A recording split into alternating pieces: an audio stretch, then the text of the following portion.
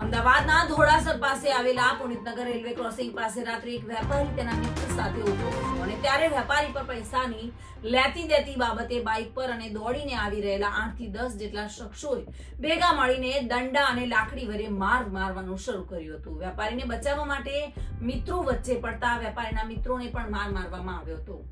વેપારી નીચે પડી જતા તેને પગમાં અને માથાના ભાગે લાકડીઓ વડે માર મારવામાં આવ્યો હતો.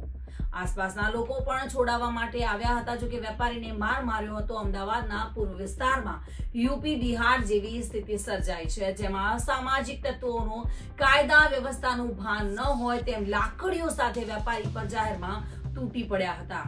જે લોકો છોડાવવા આવ્યા હતા તેમને પણ માર મારવામાં આવતો હતો. વેપારીને માર મારીને આ શખ્સો બાઇક પર નાસી ગયા હતા. આ અંગે વટવા જીઆઈડીસી પોલીસ દ્વારા ફરિયાદ નોંધવાની તજવીજ હાથ ધરવામાં આવી છે.